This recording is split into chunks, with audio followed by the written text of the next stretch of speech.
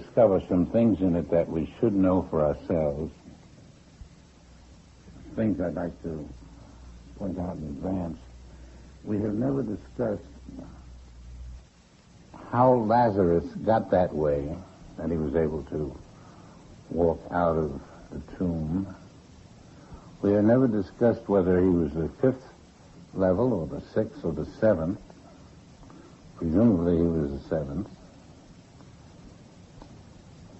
Maybe they are giving us a couple of hints that we should know about in the scene here where his sisters discuss it with Jesus.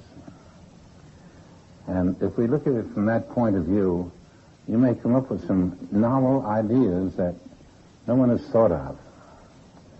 Let's see if we do. I have no advance notice on anything, and I'm counting on you to come up with some ideas too.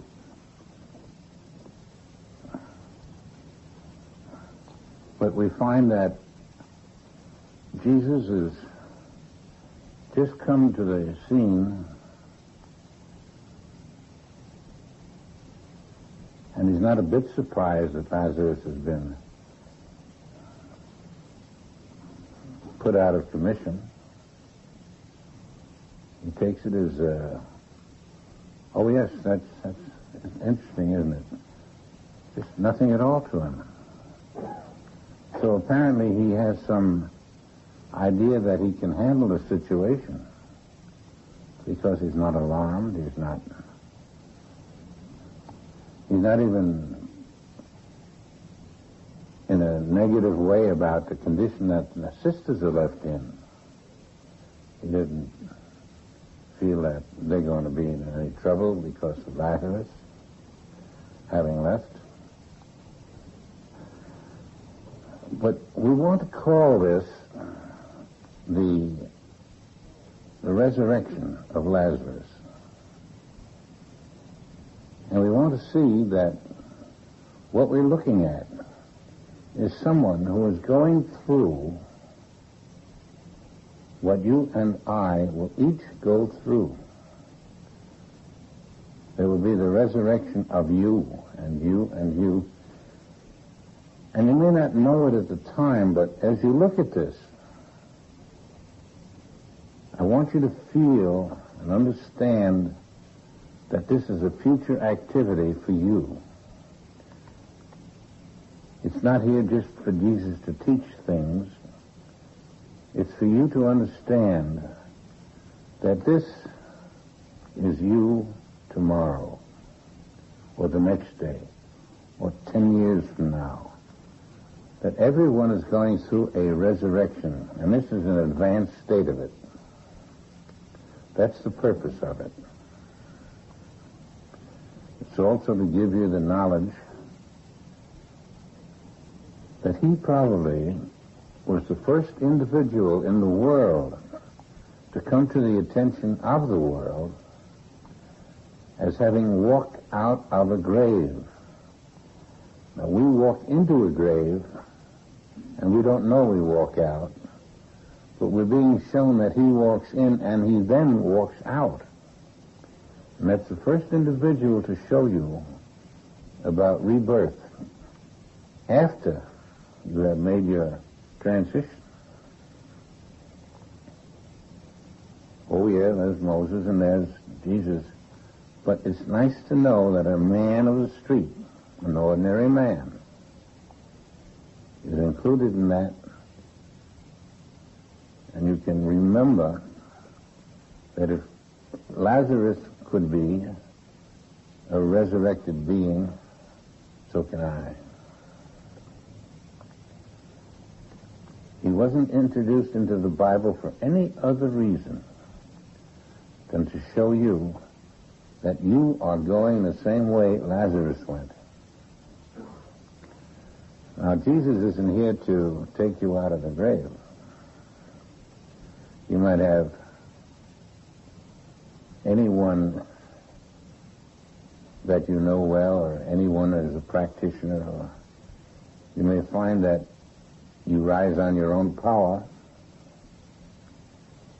But I want you to get the idea that this is about you. It's not something we're reading in a book about someone else. We're reading about ourselves.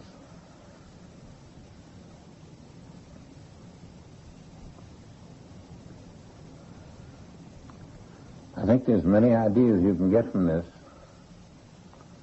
if you listen with that in mind.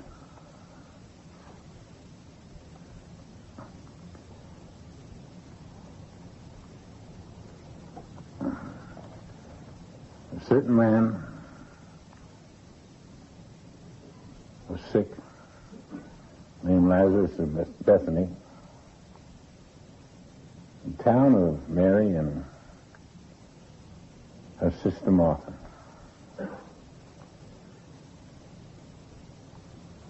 That same Mary which anointed the Lord with ointment. Do you remember that? That's showing you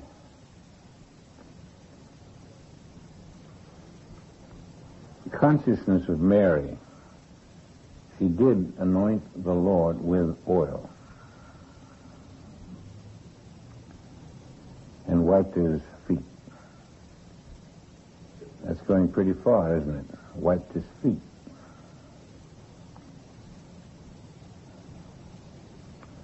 So Mary is a highly attuned woman. Therefore, his sister seemed sent unto him, saying, Lord, behold, he whom thou hast loved. That's the first announcement to Jesus that his dear friend Lazarus is no more, theoretically.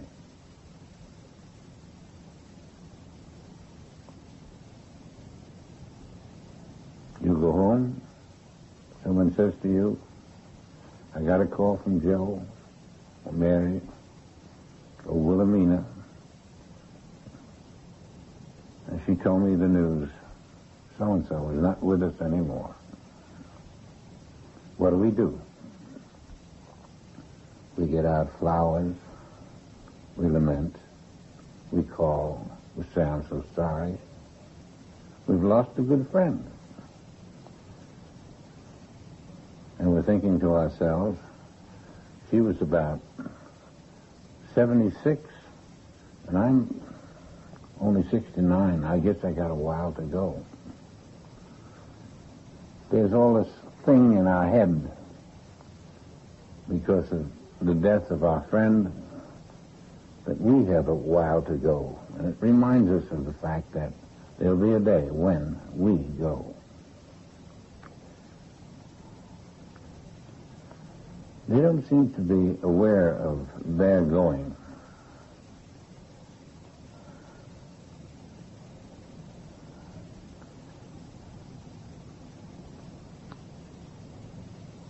When Jesus heard that,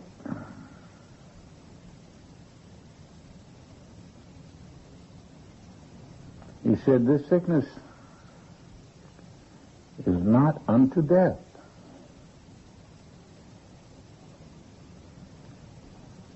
Well, you might have been delighted to hear it if Lazarus was your brother. But what would he have meant? After all, you're a student of him. You would know what he meant. Why didn't they? Why didn't they know what he meant?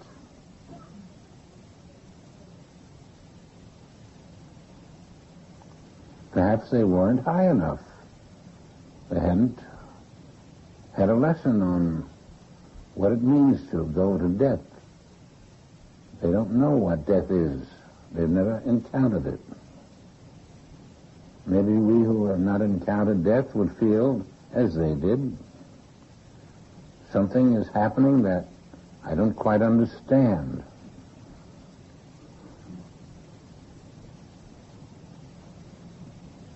I know some people who are elated about death.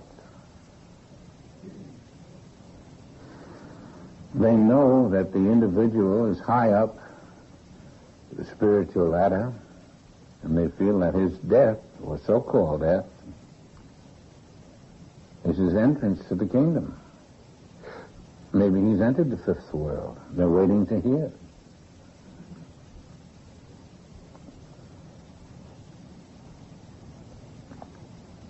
It isn't always a very sad event. Sometimes it's what we'd call a promotion.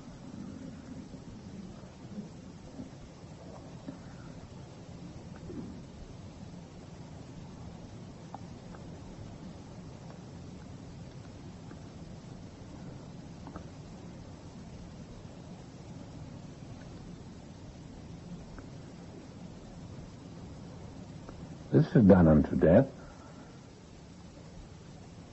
but for the glory of God.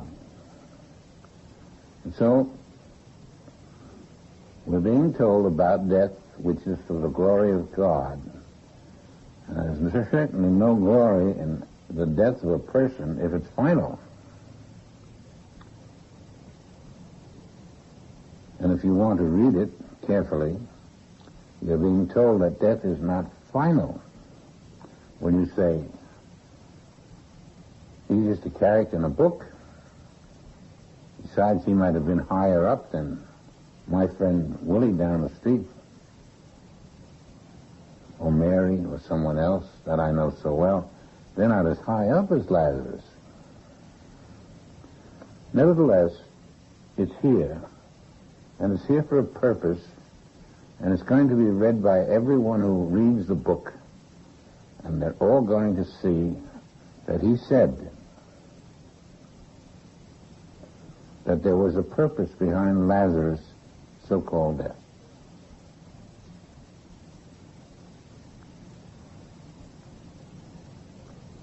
It is not unto death, but for the glory of God. Now, the only glory that God would have is if this man went through the resurrection and appeared to demonstrate that there is no death. That is what happens. That the Son of God might be glorified thereby. Now, he doesn't say that Lazarus was something special. He called him the Son of God. There are places in the Bible where you are called the Son of God, and I am called the Son of God. And though we won't have Jesus at our funeral, perhaps, it is for the glory of God, that the Son of God be glorified. Maybe Lazarus has reached a termination point of some kind where he's fulfilled some of the requirements. Now it just occurs to us that maybe he's the seventh level. You see, the Seventh-day Adventist, that's the point of the name, of course. The Seventh-day Adventist. Maybe Jesus is at the seventh level. He's fulfilled the soul. I mean Lazarus. He's fulfilled the soul level. He's fulfilled the spirit level. And now he's been entered into the seventh level, Christ level.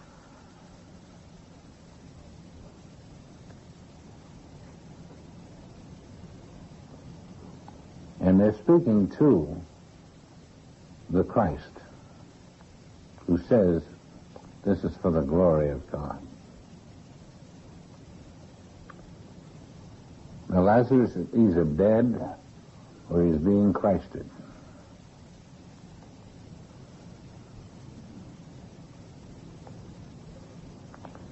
Now, Jesus loved Martha and her sister and Lazarus. When he'd heard, therefore, that he was sick,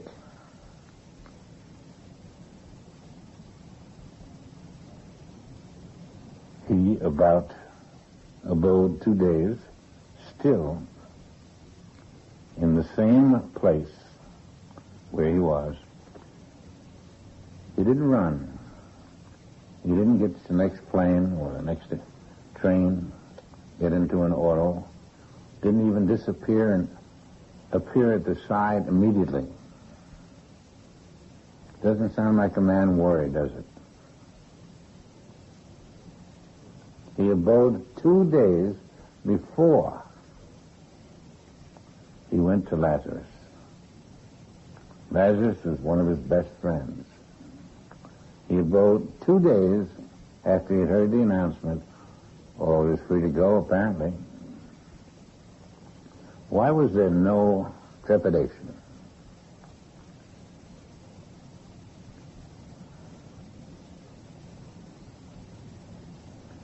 Well, he's telling you why. I'm not worried about Lazarus.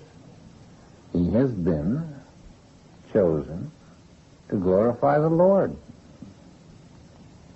He doesn't need any help. He's glorifying the Lord. When I catch up with him, we'll get into action together, but right now, he's busy. It turns out that he waited till the 4 days were up. It seems that the human beings have a concept of death that, or had a concept of death that after 4 days the man is dead. You don't have to think twice about it. You can bury him now. In fact, they thought 3 days was enough. The 4th day they'd bury him. So he waits 2 days because he's come 2 days after the death. Now he waits 2 more. It's 4 days.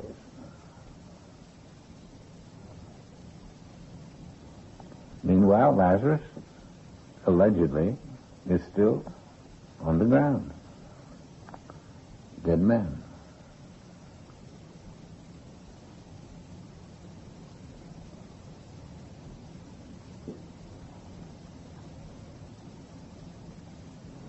I'm pointing out that you can use Lazarus as a symbol of the human race.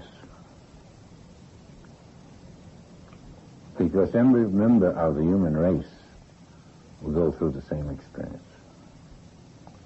It'll be 2 days or 4 days. And it'll be Christ present or not present. No one will know that Christ is present at every burial. Isn't Christ omnipresent? How can Christ be absent anywhere? Isn't Christ in the room right now?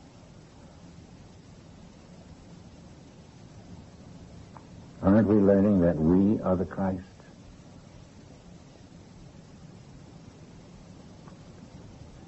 And now we know that Lazarus is the Christ.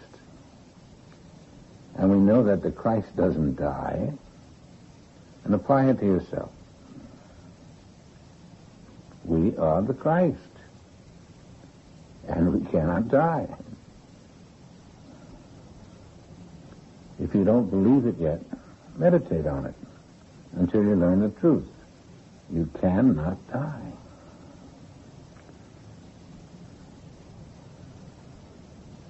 That's what you're learning here. Everyone who is the Christ, and everyone is, in the invisible, has a permanent, eternal life. It's hard to get to. It's hard to get at it because you are protected by learning it by degrees. It's such a vast undertaking to be the Christ that you have to come to it by degrees in your understanding, not in the fact. So you're given this kind of a consciousness and then another higher consciousness and then another higher one. Each level teaches you something about yourself. That's the only reason you have several degrees of consciousness. So you can learn about the Christ, which you are. And why would you bother to learn about it if you weren't?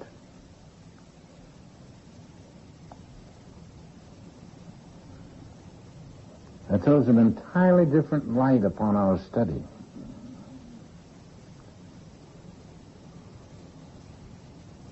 are privileged beyond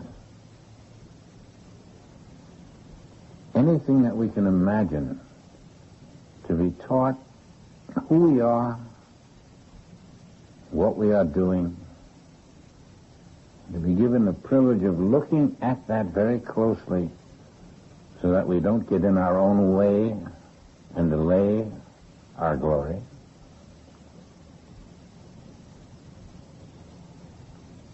And if there's one individual here who doesn't understand, this is you. It's in a book right now for you, fortunately. And someday you will come and you'll see that that which is in the book is about my resurrection.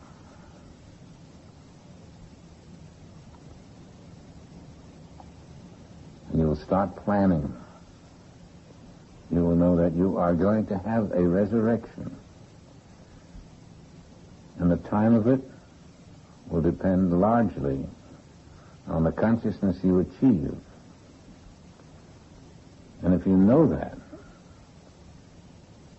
you will put in the time, and things that might have been done in preference to it won't be done because you will put the time in on learning about your resurrection, preferably secretly, because the family may not be quite ready for it. That's why this is a sort of secret movement, so that we can learn the truth about ourselves. And slowly, it will get out to one and to another. And we'll have a unanimity.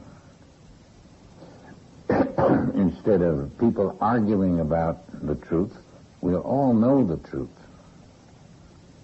Because that's what's going to set us free.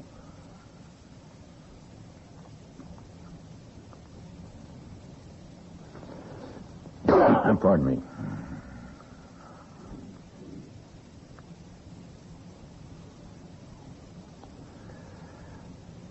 You go 2 days still in the same place where you've been.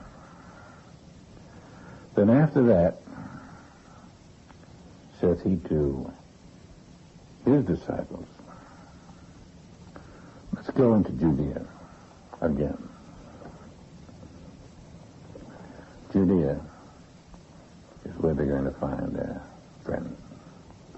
His disciples say unto him, Master, the Jews are late, so to stone thee. And goest thou thither again?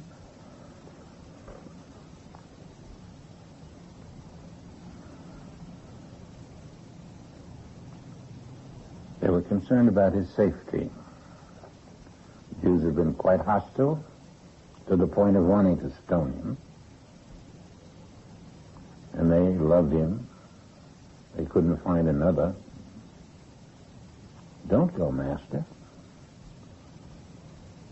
The Jews are after you.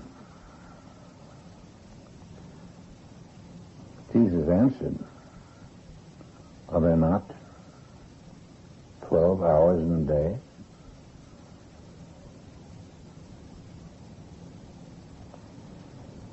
Any man walking day, he stumbleth not, because he seeth the light of this world. 12 hours in a day. He's using that as a symbol, right?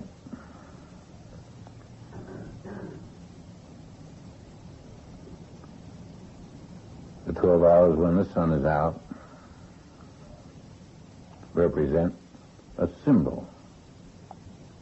He's talking about the Christ who is the sun, the Christ who lights the sky, who lights the world, who is the light of the world. He's not telling him, I am the Christ. But he's telling you and me he's the Christ. He's saying, what, I, the Christ? Not to go out in the day or the night or any time.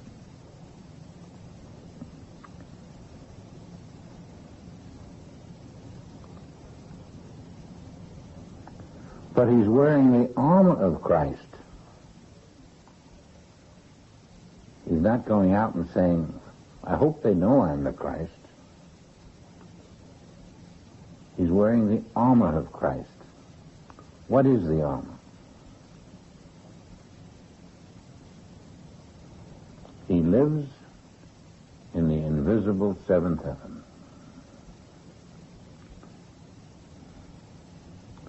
He is infinite being. The man they're talking to is infinite being. Later on, they'll find it out at the crucifixion. They don't know it now. But his hints begin early. This is one of them. I am infinite being. I am the light of the world. There are no mortal beings. They're an apparition.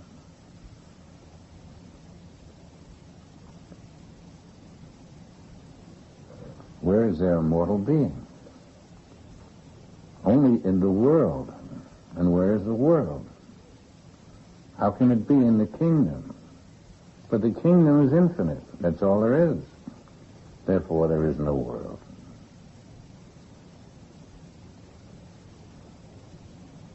We have all these play actors, these human beings, through whom I am teaching you the lesson. And you, my disciples, I am teaching you that Lazarus will come forth. I'm teaching you, Martha, and I'm teaching you, Mary. This is for your sake, but it's for the sake of everyone in the world to know the truth, because you are giving the world this truth by having the brother Lazarus fall dead in your house.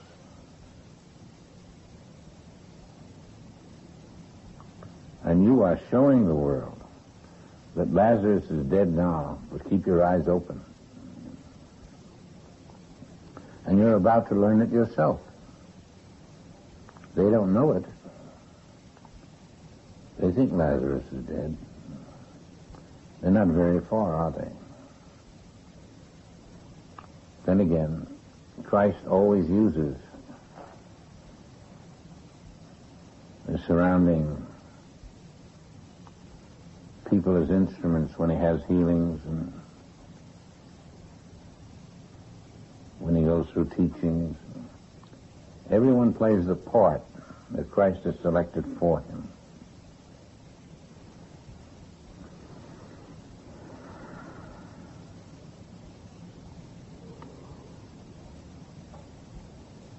These things said he. And after that saith unto them, our friend Lazarus sleepeth. He never said anything about Lazarus being awake or alive, but now he finally tells them, our friend sleepeth. But I go that I may awake him out of sleep. I go that I may awake him out of sleep. Where is he going to awake Lazarus? Lazarus is there.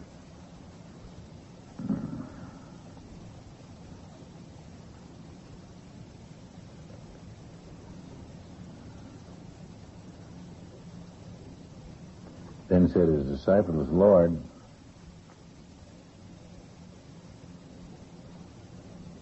if sleep, you shall do well. They've taken him literally. Howbeit, Jesus spake of his death. Now, John, who wrote this gospel, is giving us an aside here that when Jesus said Lazarus was sleeping, he was telling about his death.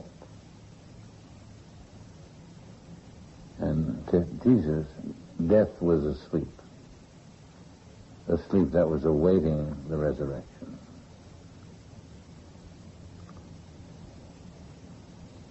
We have a lot of buddies, sweethearts, loved ones, all who are going to sleep someday. 30, 40, 50 years, 20, at every age. I think it'd be wise if we were able to get the ability to refer to it as sleep. The word death is taken so literally. And you'll find you come into the understanding that you're not speaking of death. You understand this is a sleep. And I might suggest it to you because you find the tension goes out of it when you're aware that it's a sleep. The sadness goes out of it. In fact, the curiosity is raised. Is this man or this woman in sleep progressing or merely coming forth from a bad experience? Is this a step up for him, or is he making no progress? Whatever it is, he's still asleep. Now, if you can't bring yourself to see that the person is asleep, it's not coming through to you that Lazarus was asleep, and that he was using it for the word which people think of as death. It wasn't as serious as they like to think.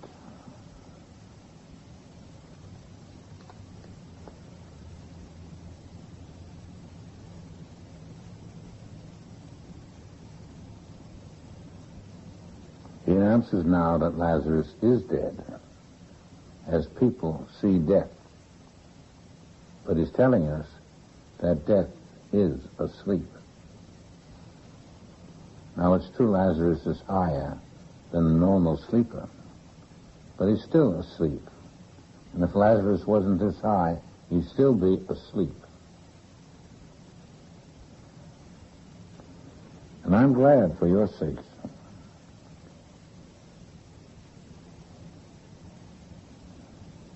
that I, not there, to the intent ye may believe,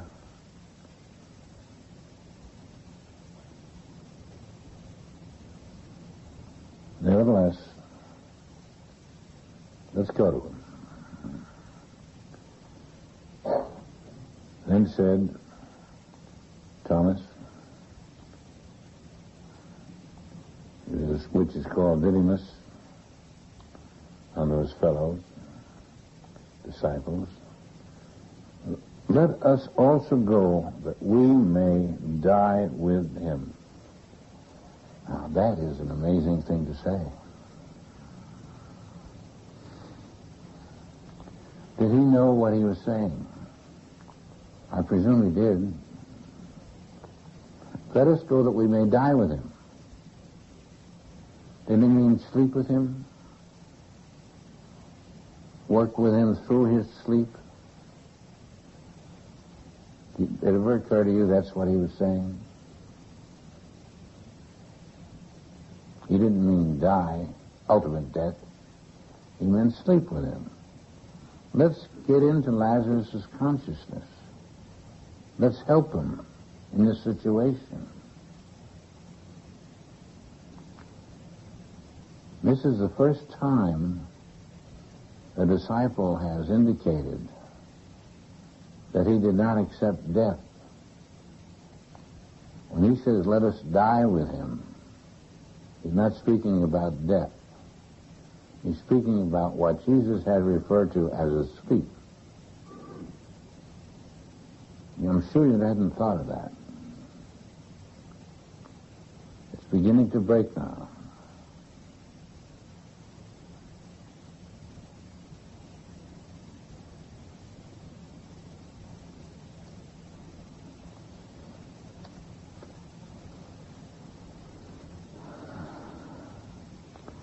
Then when Jesus came,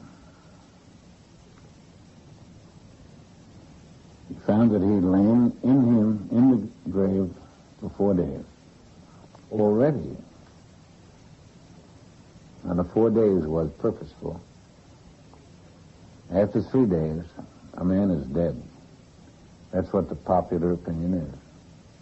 They wanted you to know that this man is dead from the standpoint of what people think. Not what Jesus thinks. Jesus says he's sleeping, but he is dead. The public is aware of his death. The sisters even think that he is dead. Now we're ready for the miracle.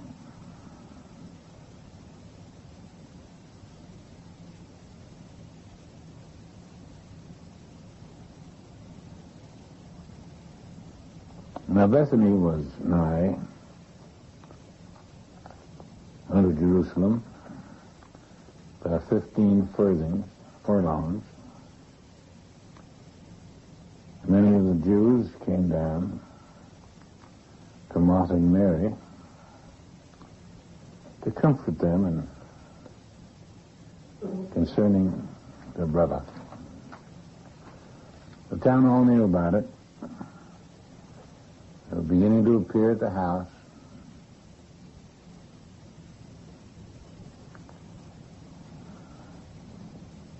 And then Martha,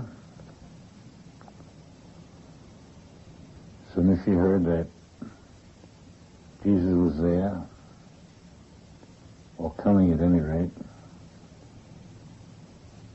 went and met him. Mary sat still in the house. And then Martha spoke.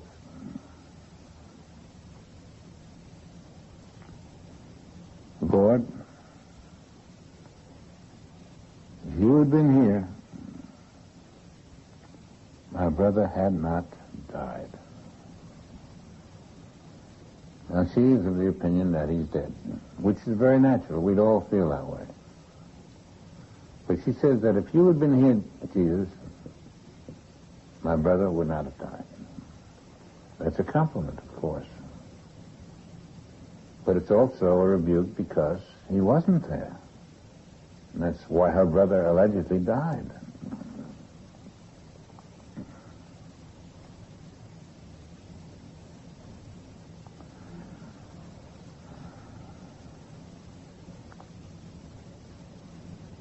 Thy brother shall rise again, Jesus says to her. Thy brother shall rise again. To hear those words when death was such an ominous final thing. Thy brother shall rise again.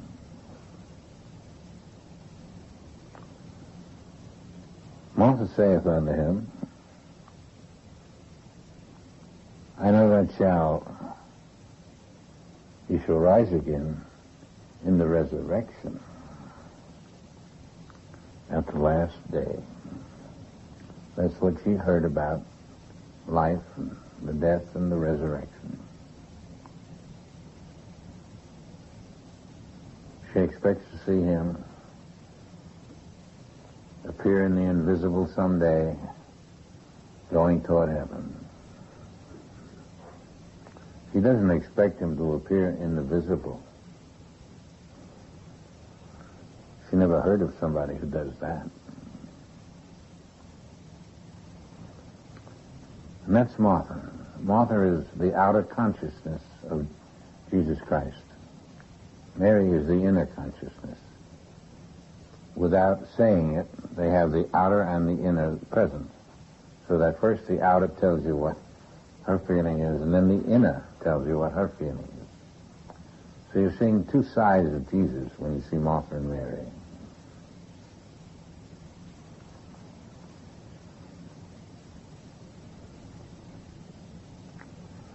Jesus saith unto her, I.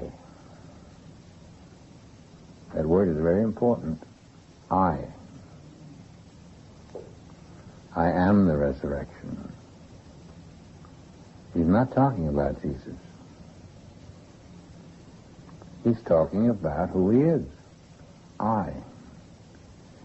He's talking about an infinite I. An I that is nothing but life forever. I.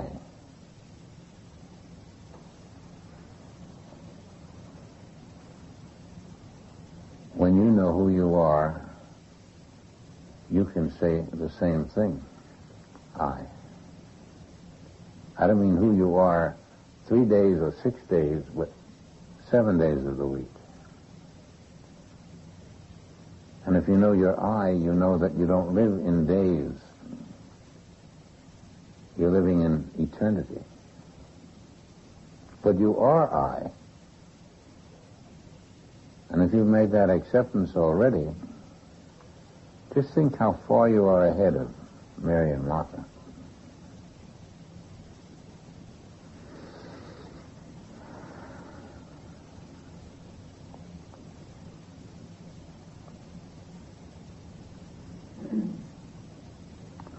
I am the resurrection and the life.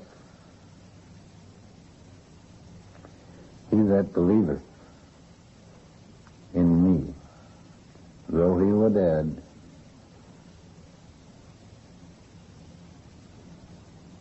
yet shall he live. Now it's important for us to stop at this point and dwell upon it.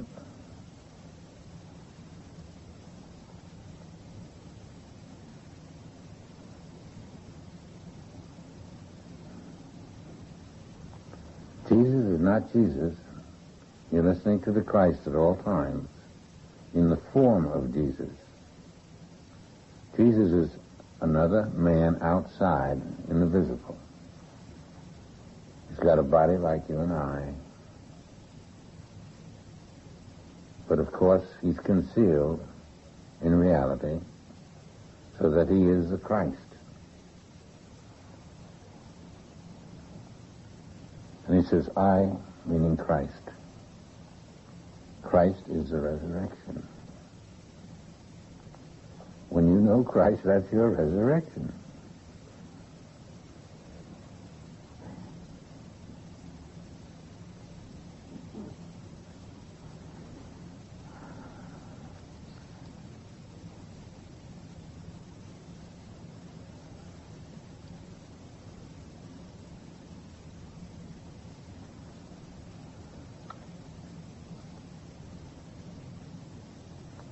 Whosoever liveth and believeth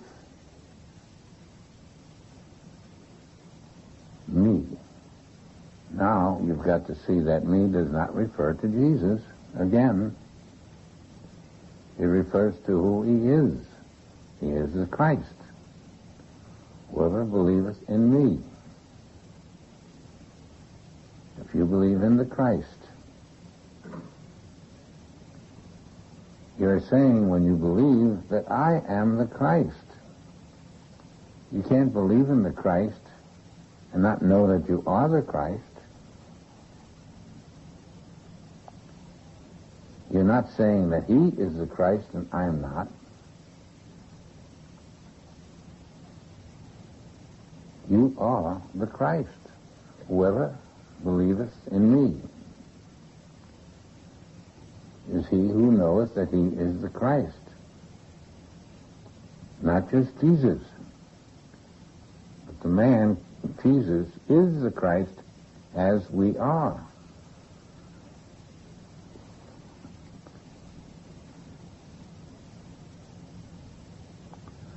Though he were dead, appearing dead, yet shall he live.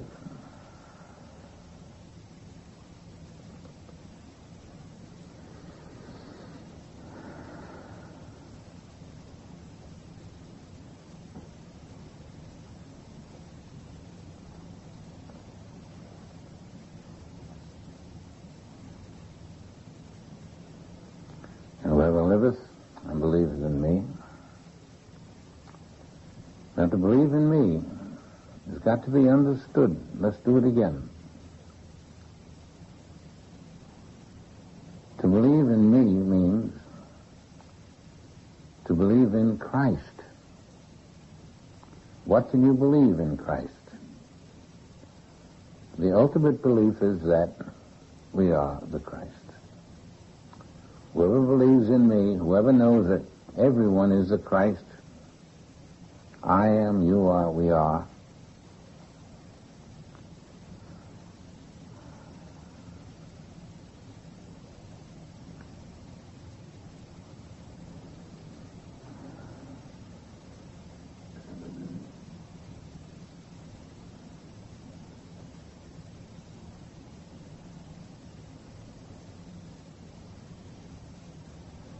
shall never die. This is important. This is important. I want to nail it down. I either believe that I am the Christ or I don't. And I've got to learn that I am. And when I believe it, I shall never die.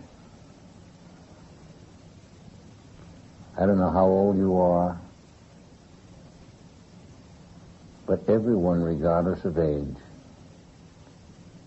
from 2 to 22 to 82 and beyond, whoever knows that I am the Christ, and I'm speaking of I, shall never die. How well do you know? Is there anything you can do more important than know? What tests have you failed to know?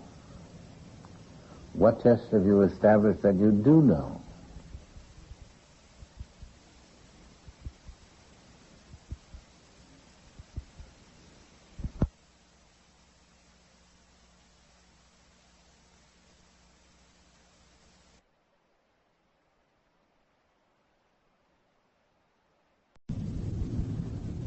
She says unto him, Yea, Lord, I believe that thou art the Christ, the Son of God, which should come into the world.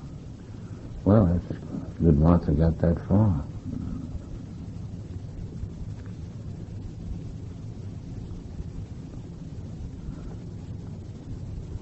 Now, so far, Jesus has established that when Christ is understood, that is impossible. And when Christ is understood as not he is the Christ and he's going to do something about it, I am the Christ. Whether I look like him or not, whether I act like him or not, each of us is the Christ. We've got to live it, we've got to know it, we've got to keep it well, silently within us, and always, when you're given an opportunity to live it out and to express it, test it, see what the Christ is.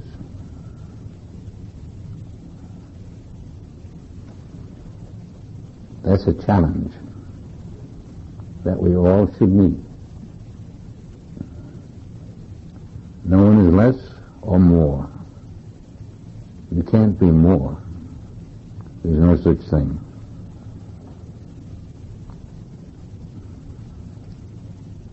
Now that's only Martha.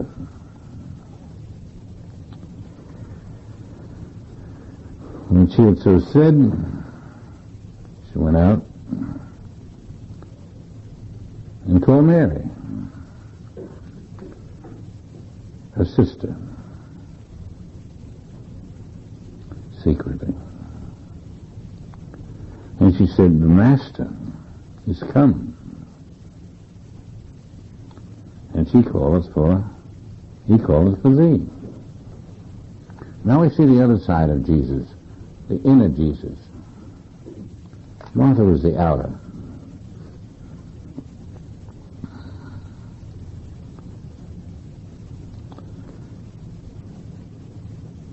she had so said, she went away, called Mary. The Master is come, and called for thee. And as soon as she heard, she arose, quickly came unto him.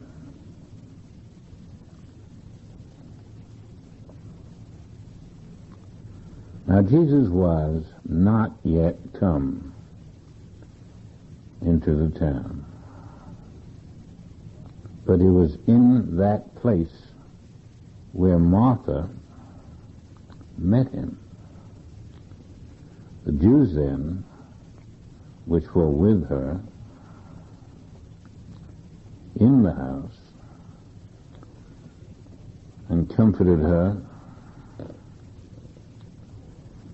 when they saw Mary, the sister, that she rose up hastily and went out following her, saying, she goes unto the grave to see, to weep there. That's what they thought.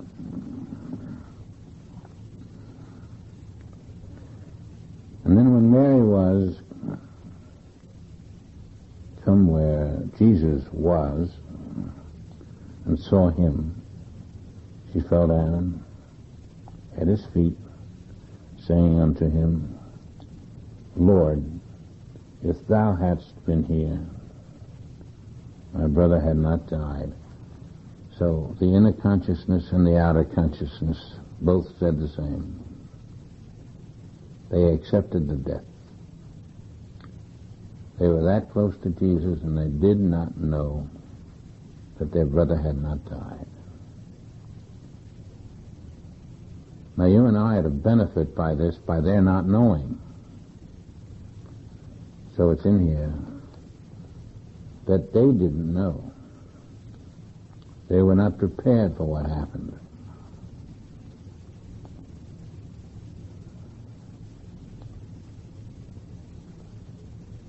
But Jesus therefore saw her weeping.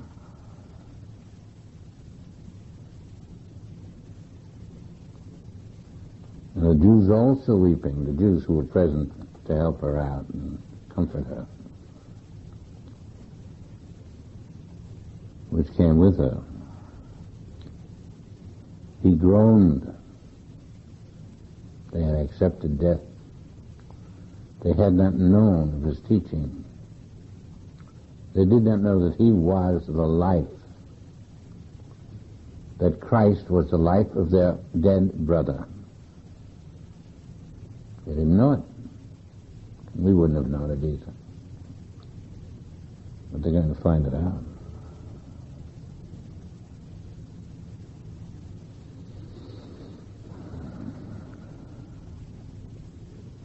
Groaned in the spirit, and was troubled. The world wasn't yet aware of the significance of Christ. Now the omnipresence of Christ,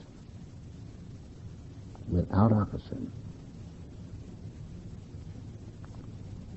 In the 17th century, the 16th, the 15th, the 14th, none knew, right up to the 20th,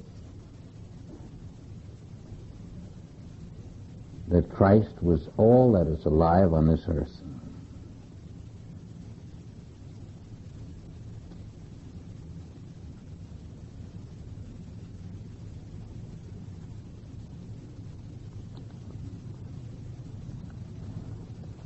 And yet we are here, by the grace of God, learning about Christ, being brought into the circle. And we shall eventually transform because of it.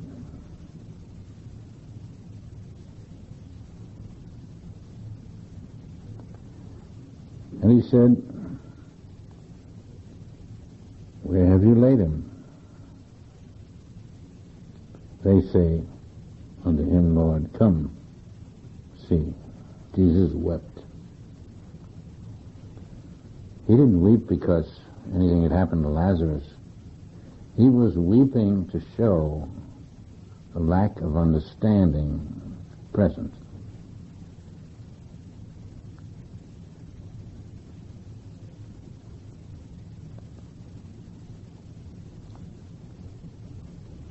Then said the Jews, behold how he loved him. He did. Some of them said, could not this man, which opened the eyes of the blind, have caused that even this man should not have died?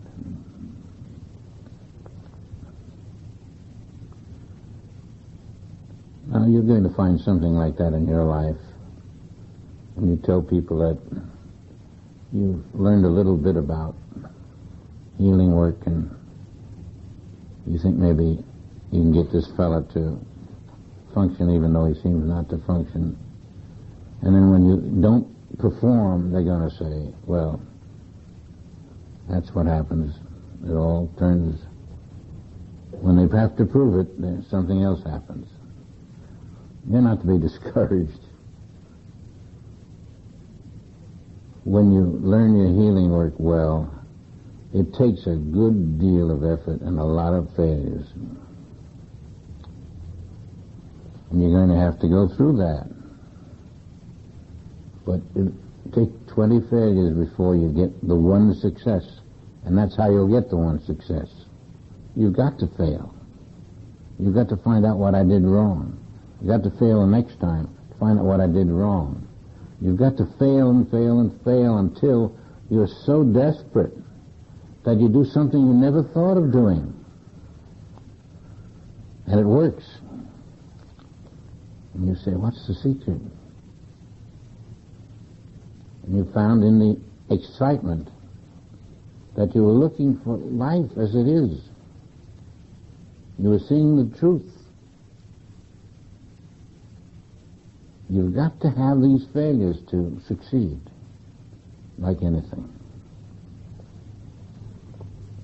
Don't be discouraged by them. If you stay with it in less than a year, less than 6 months, you'll be a big success. And then successes follow success. I don't say everyone has to be a practitioner. But if you want to be, if you feel the calling, and if you respond to the calling, learn the absolute truth. And the first one is who I am, who the patient is, and we're both the same self. He seems to be dead and I'm alive. No, we're both alive. He can't lift his hand the way I can.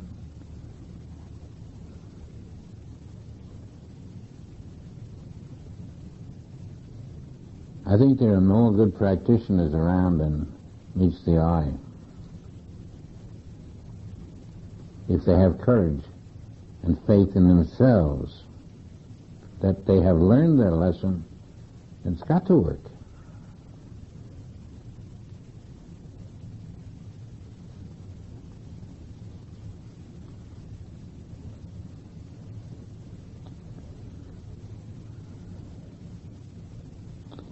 When they were discussing in Jesus' presence how they felt, and he was weeping, here he is, he's groaning again in himself. Comes to the grave. It was a cave, and a stone lay upon it. Jesus said, take ye away the stone. Martha, the sister,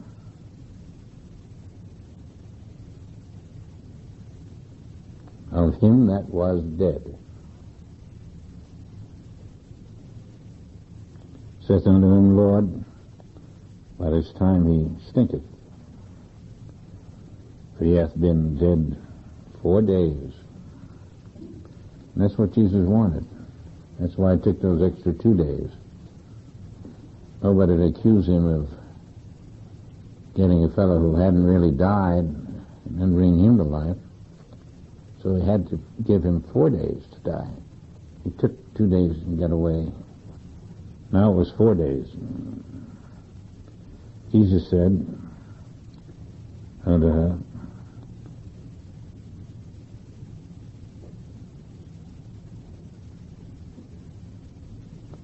I not unto thee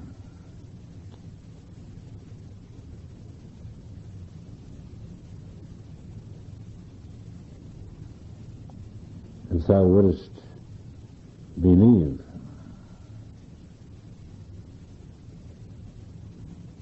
If thou wouldest believe, thou shouldest see the glory of God. They're going to see the glory of God anyway, but he's making a point of it. If they didn't believe, how are they going to see it? How would they see the miracle?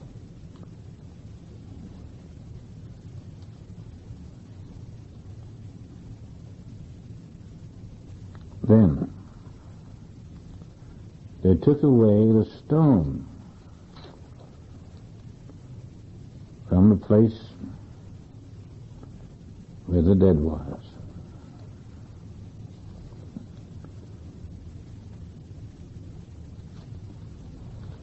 And Jesus lifted up his eye, said, Father, I thank thee that thou hast heard me, which was by way of saying that Christ is on the scene.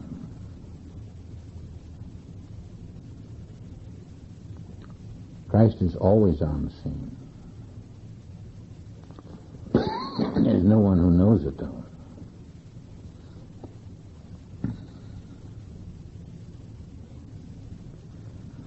And I knew them that thou hearest me always. But because of the people which stand by, I said it that they may believe that thou hast sent me.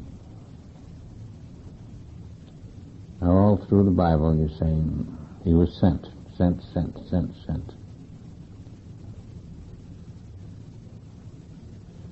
He came from the Father, and he is the invisible Christ, and he was sent. And nobody believed he was sent. Nobody believes they are sent, and they are. When we know that we are sent, we know that we are the Christ. I want you to take that into consideration, please. And in your meditations, not only between now and tomorrow,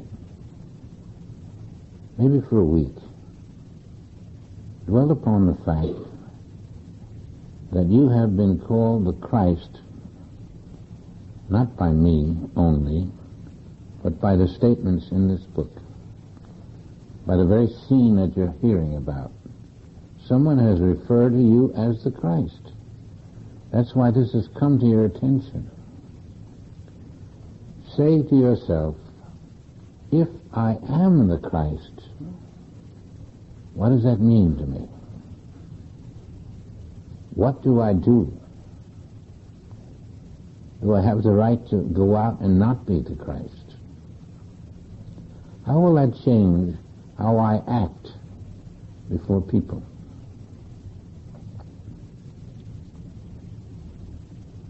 Will I, before I see people, let's say in the early morning, will I refresh myself with the knowledge that I am the Christ? Will I go through a day being someone else, a person, a mortal? Suppose I had done this for half a year. Would I not have seen some miracles? Would I not have an invisible power that people would not know about? Would I not believe certain things that I may not believe at the present moment? I'm not asking you to do an exercise. I'm asking you to know who you are.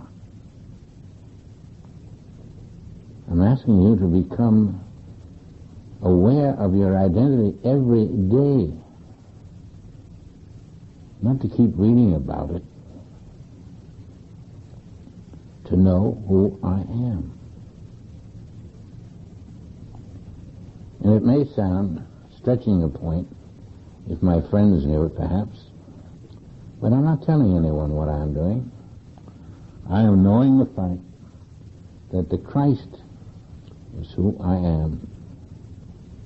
And I know that the Christ is who she and he and all the rest of the world is, but I'm going to practice that I am. And when I get far enough, I'll start practicing that he is. And I'll act accordingly. This is how you get into the rhythm that brings you into the fifth world. You got to do something about it. It doesn't happen. It isn't happening just because someone wound up the world a little bit. It happens by your efforts. If you want to move into the fifth world, you have to do it. And you do it by knowing, I am the Christ today. And when I wake up tomorrow, I am the Christ tomorrow. And every day thereafter, and you keep doing this until it's ingrained. And then you realize, well, I am the Christ. I don't know why it took so long. Everything is telling me I am the Christ. You're going to find that when you believe it, when you know it, things happen differently to you. Christ's power expresses in many ways. Eventually in all ways. How about starting that right away? Let's say I don't know what this means to me exactly, where it's going to land me, but I find through the Bible that I am the Christ. Well, I may not do something about it, but I know it now. And I carry it with me, knowledgeably, at the forefront of my consciousness.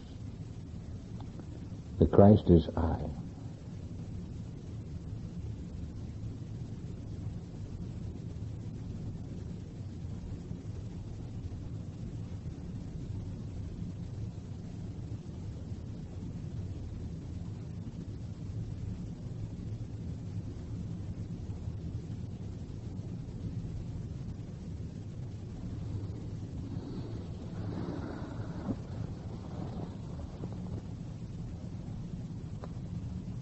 Have I passed this?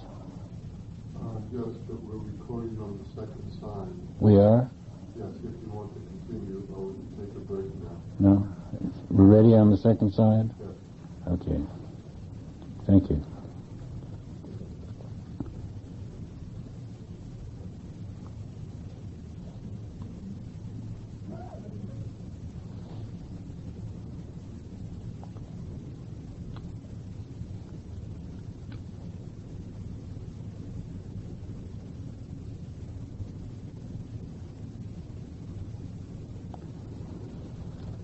When he thus had spoken, he cried with a loud voice, Lazarus, come forth.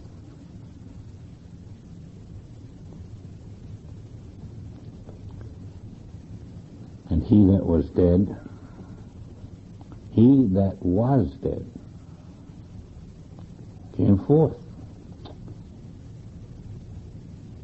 bound hand and foot, with grave clothes,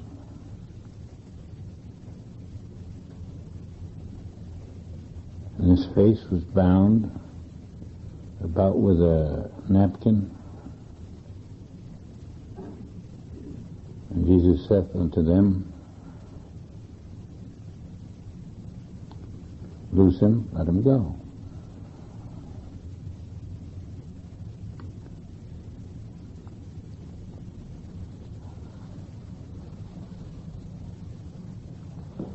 This is more than a story in the Bible. It's so infinitely more than a story in the Bible.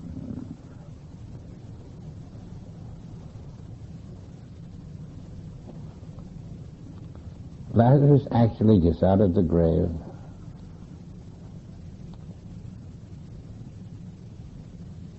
The disciples, of course, they were pop-eyed by this time. They had seen a man come out of the grave. And people, they didn't know what to think. This was a magician.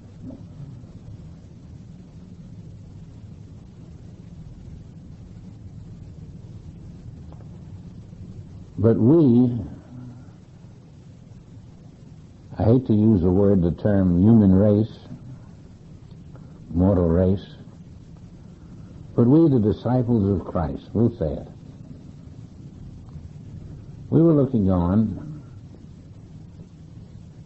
and if we needed any convincing at this point, if we believe what it says, then a man stepped out of the grave.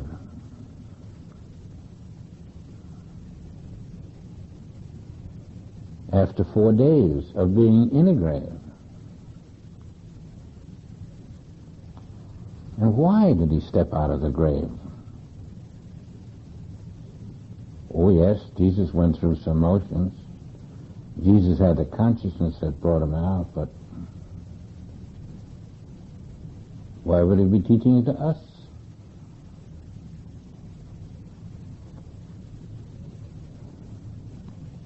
Suppose one day a man comes to you and he tells you that his brother has died. It's about the same time, 4 days. You saw him after 2 days. You said he was not dead. He sleepeth. Could you bring him up, do you think?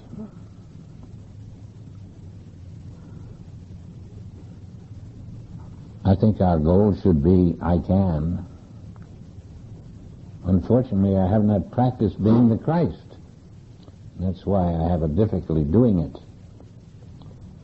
But if I had kept up my practice, I say assuredly that I could.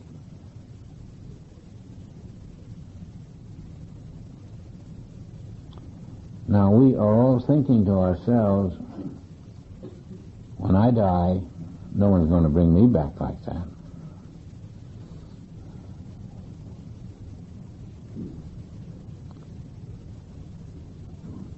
But he's bringing Lazarus back because when you die, someone will bring you back like that. There is a precedence.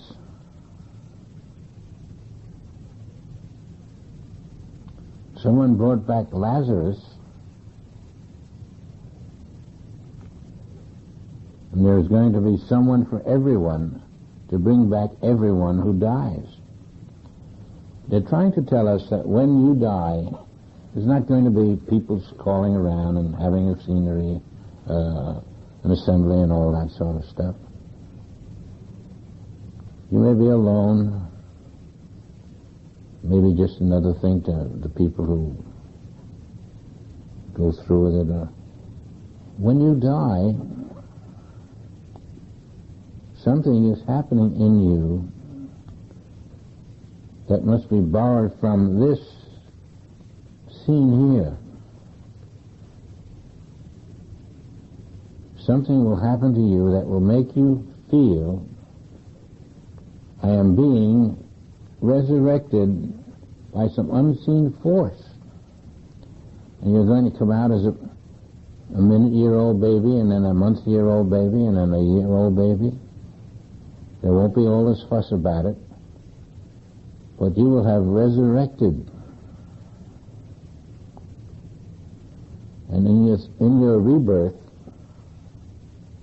from that state which is called dead, from your sleep, to the next state of being a human being, it'll just happen. It's happening all the time. And then one day, you'll be ready for your 5th day. And you've had 4 days. You're in the 4th one now. And this is such a gigantic undertaking. It's an automatic undertaking. We all go through the 7 days.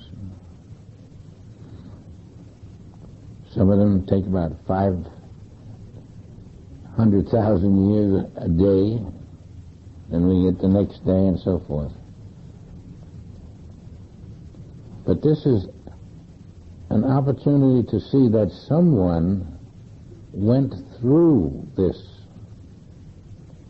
You have never noticed that someone went through it when you read the Bible. You're wondering, where are they proving that life continues? Right here. Right here.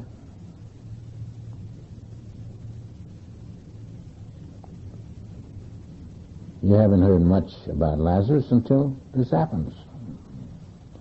And so what they're saying is, it can happen to anybody. Anybody. What did Lazarus do to earn it? You don't know of anything he did to earn it.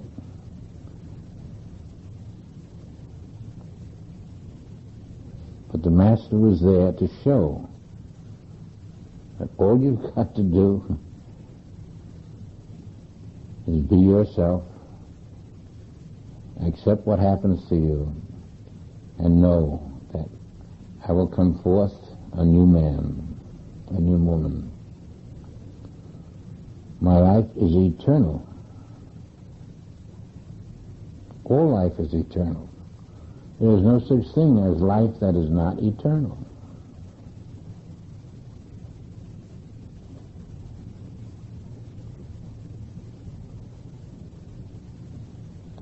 You find in the next chapter that Lazarus is alive.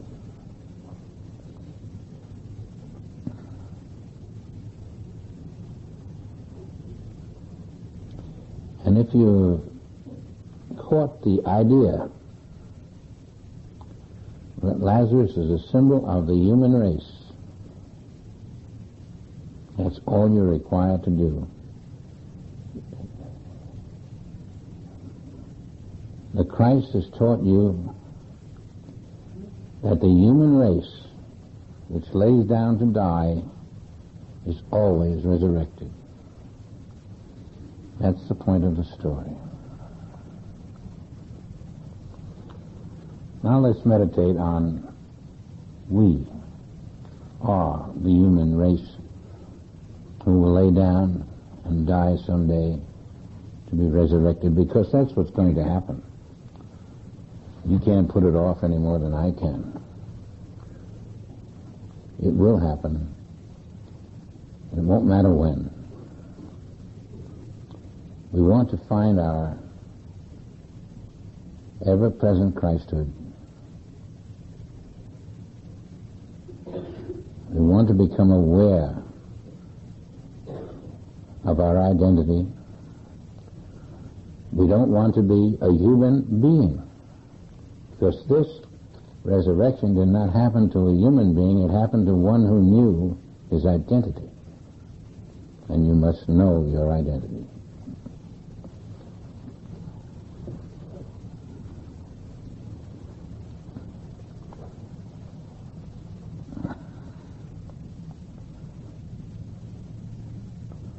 So touch your depths right now. The Christ of your being.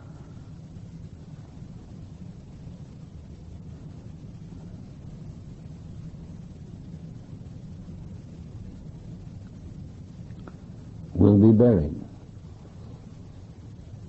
And that will only be the mortal shell that will be buried. The Christ of your being, the infinite self that you are, is always present and will raise up the dead.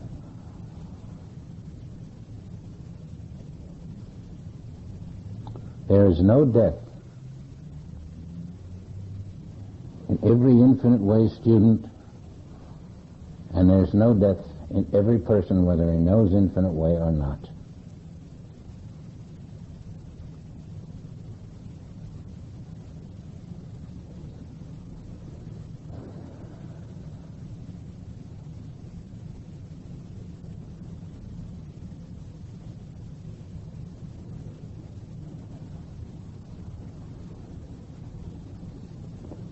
You could, if you wish, make a pledge to yourself.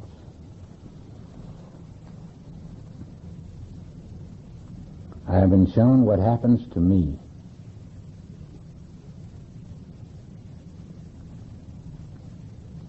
The Christ of my being will rise. I will be another form, another life, another appearance, until that day when I can graduate into the eternal self. And that's what I'm heading for. The eternal self.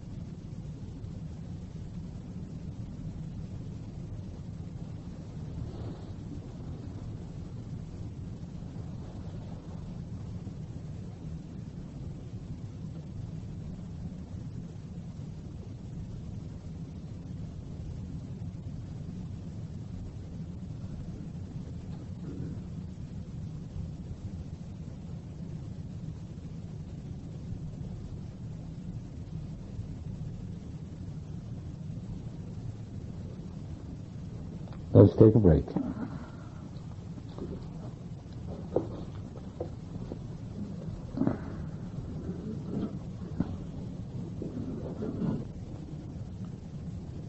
I hope this is a lesson that is remembered without ending, because it's the story of your life at a certain point.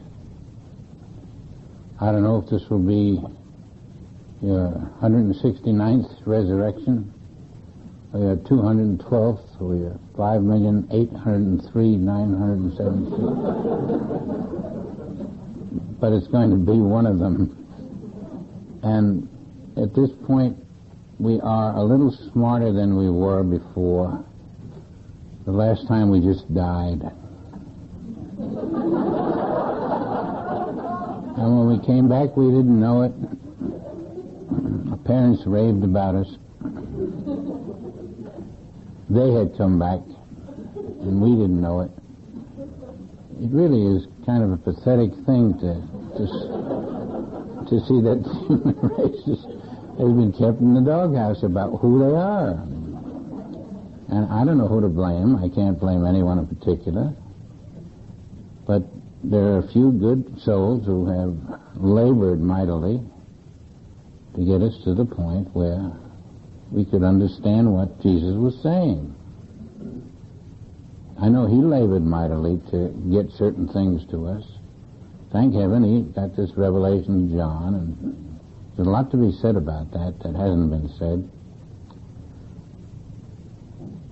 But if we can joke about it, because it's better than crying about it,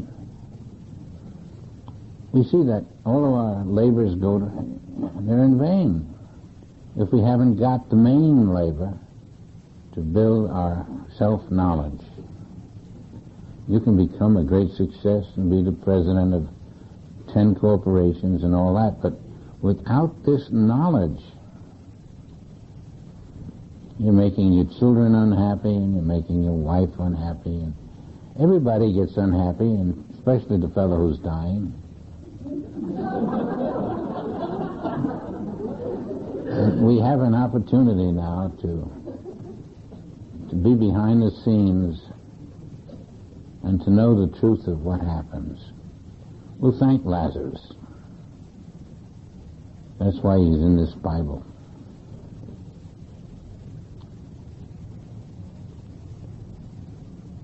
So let's all terminate today with an understanding that Lazarus did me a favor, and Jesus did me a favor. They both taught what the disciples had to learn, what I have to learn, what perhaps I'll go out and teach others someday. None of us can die. We're all resurrected,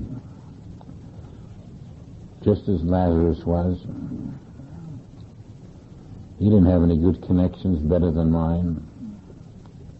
He didn't know anybody especially.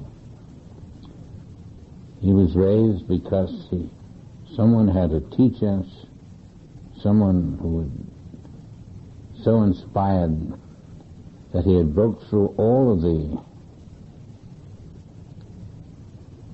barriers to Christhood, had found his own Christhood, and could teach us in this manner that everybody can find Christhood.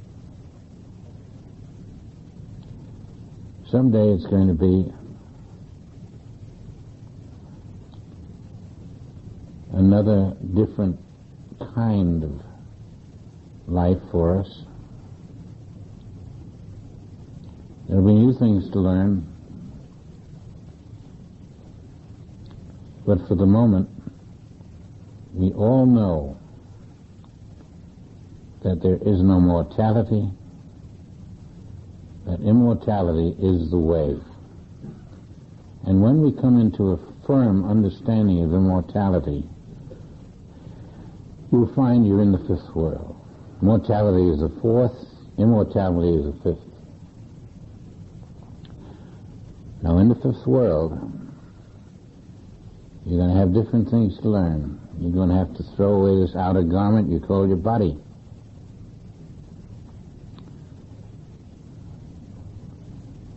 That's quite a tussle that we have to go through. No body, no physical form. How will they know I'm a man, and how will they know she's a woman? No physical form.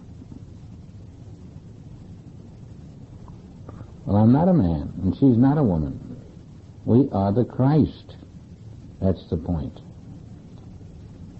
And in the final analysis, everyone proves to be the Christ.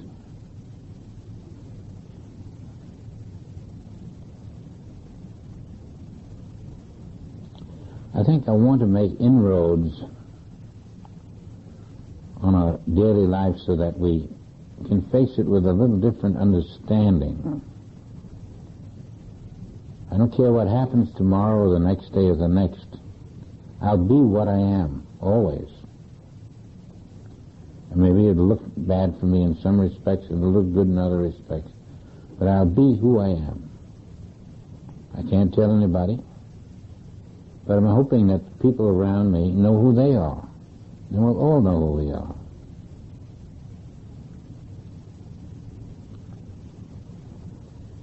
That'll be a red-letter day. And you can say, among my friends, I have a few people who know they are the Christ. Someday you'll say, I have a few more. Because that's what this world is coming to. That was the divine plan. You will not know that the fourth world ever existed. Even now, in the material sense, it's changing rapidly. But you will not know it is here, because it will not be here. This whole illusion will change. you find you have been able to stand aside from the world and let the illusion drop.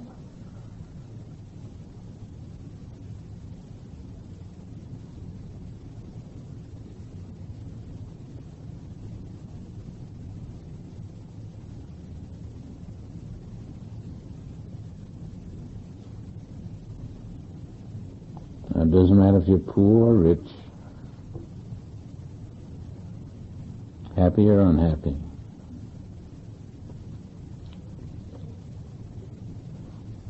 We're going to another country,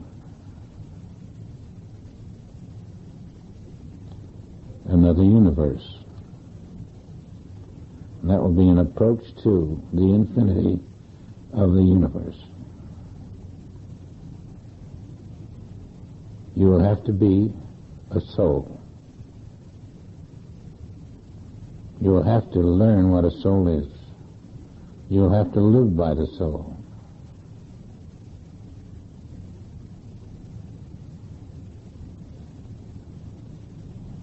It will be exactly as your mind is, only it will be a soul. It will have different powers.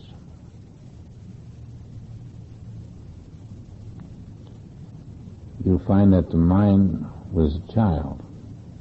The soul will open up so many things for you. And you'll be finding that even the little children in the soul are more, infinitely more, than the most important man in this world.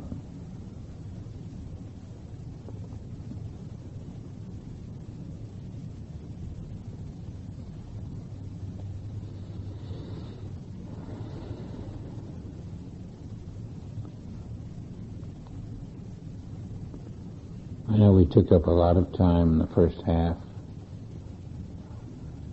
Ran over about an hour and 45 minutes. So I'll cut it short.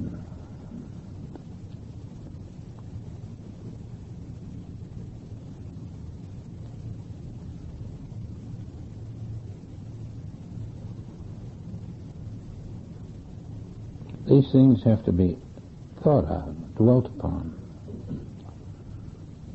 You have to recapitulate what happened tonight. Do I believe it? What changes will it make in my life? We're going through a rapid change. And the change is coming very quickly because I didn't order it, but it's coming from the infinite. We are making changes rapidly.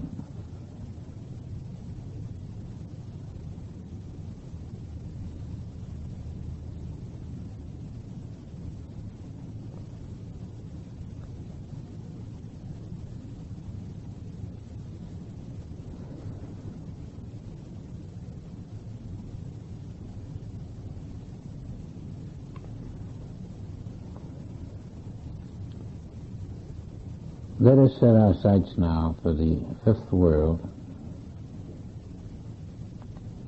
It will be upon us as soon as we have clarified who we are. And you'll be amazed how long it takes to reach the realization that you are the Christ.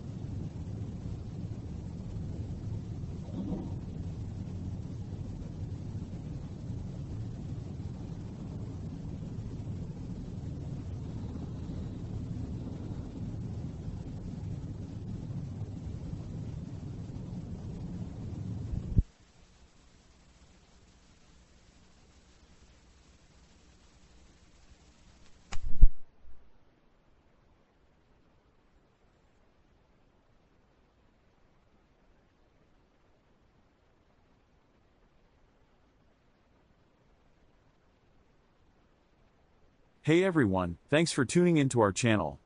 If you're enjoying the content, don't forget to hit that like button below. It really helps us out. And why not share this video with your friends? Spread the word and help us reach more people. Lastly, make sure to subscribe to our channel and turn on the notifications so you never miss a new video from us. Thanks for watching and see you next time.